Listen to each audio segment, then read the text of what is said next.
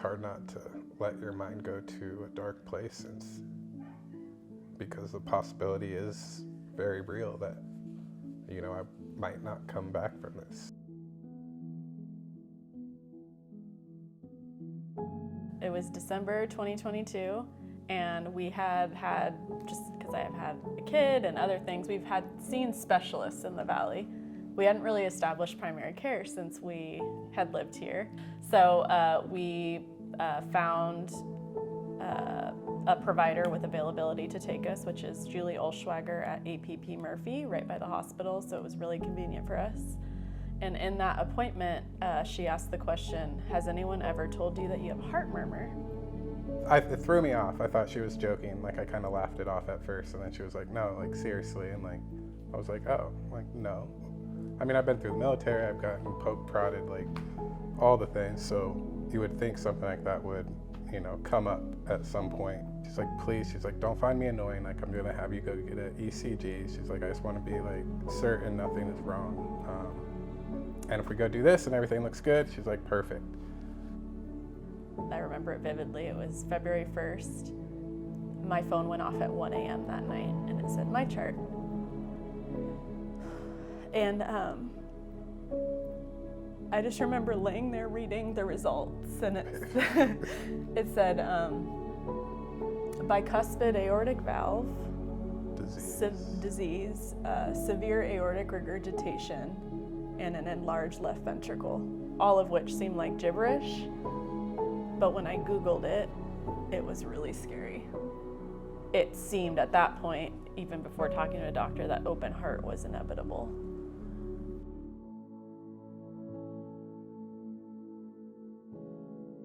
You walk in, he's got a dress shirt on and a beautiful bow tie, huge smile on his face. And that's where he told us, open heart is what's recommended for Nick. But it was really neat. He brought up like a heart on the screen and showed us like how like each part works and like where my deficiencies were. When we walked out of there, I felt very comfortable knowing like what the path forward was going to be and that we were in good hands. Mm-hmm. I'll never forget, he kind of said to us, you can go get a second opinion if you want at some of the largest institutions, but you will not find a cardiology, cardiovascular surgery team like we have here. And he was right.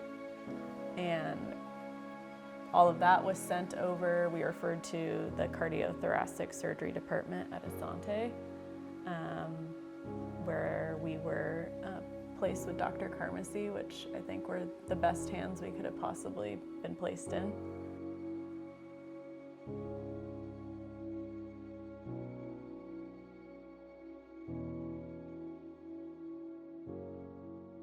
Mac was born on April 7th, and my surgery was scheduled for the 14th, so the week after. So it was Friday. So we were just so focused on that 7th date and enjoying that moment together and that week together. We delivered Mac, and that week feels like a blur, but it was probably the most calm and beautiful week.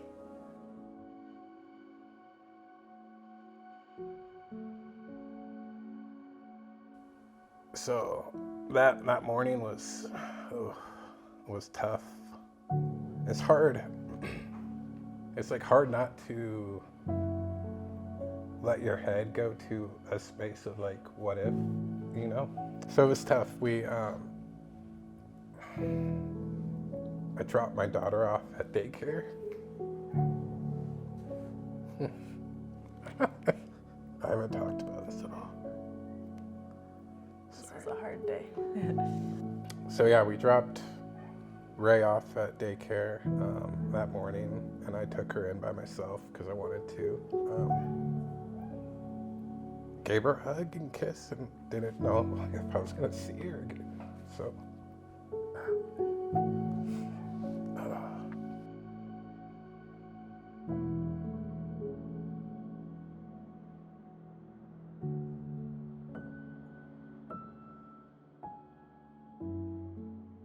I just remember like running back through entrance B through the hospital and then feeling like the worst is behind us and it's done.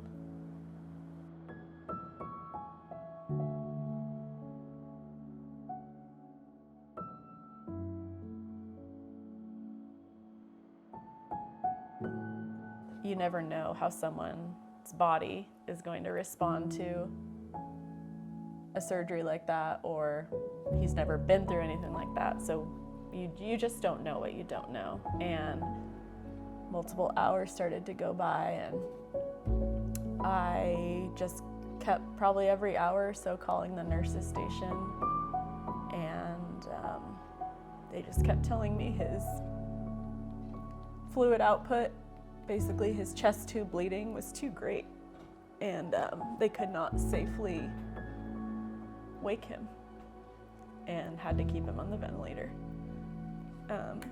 So every minute just felt like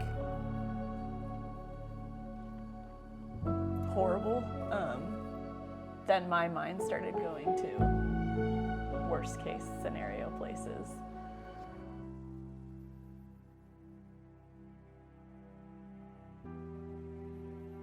Shift change happened. He got Molly, his first night nurse, who was incredible. She's at the center of our experience, and she said something to me that kind of changed the trajectory of the situation. And I was cracking, I was emotional, and I just said, is this normal? Like, what is going, you don't have answers for all these things, I realized that, but I just needed something to like hold on to. And she said to me, I want you to know that this is abnormal, but it's normal in that we are trained to take care of this. And while it wasn't the words I wanted to hear, which was that Nick is going to be fine and we're going to wake him up in a minute, but it gave me so much peace. And in that moment, I was like, she's got this. He's going to wake up. And every call from there got more positive.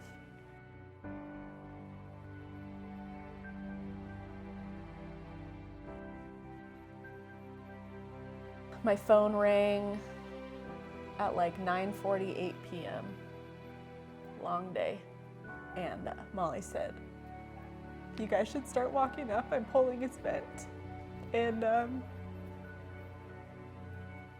don't think we've walked so fast in our entire lives.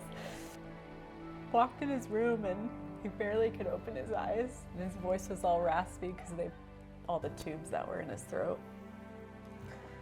He's like, hey, babe. And like, that was the best moment.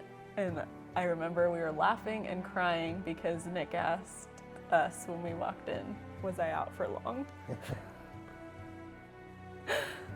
We were like, we're not even gonna tell you about the day, but yes, you were. Yeah. You don't know how good you have it until you need the care. I started with Julie. I mean, Julie saved my life. If it wasn't for her, like, I wouldn't be here.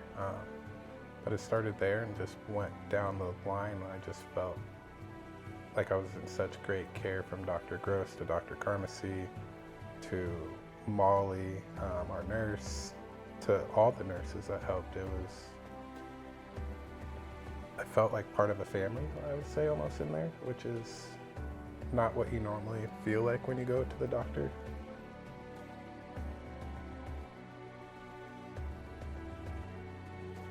So we made a decision to make a gift to the new cardiovascular intensive care unit.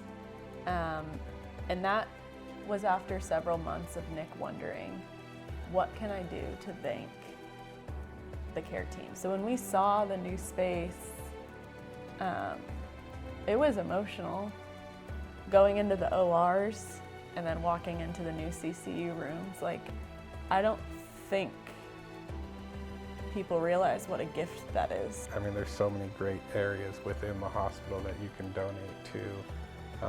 And when after, we went through this experience, I think it was pretty clear, like, where we wanted to put our money and give back to, and really, like, seeing the space that we were in the old cardiac center, or lack thereof space, it was like a no-brainer for us. So getting the opportunity to name a CCU room after our family, I thought was a token of our appreciation, but also just a cool thing to be a part of.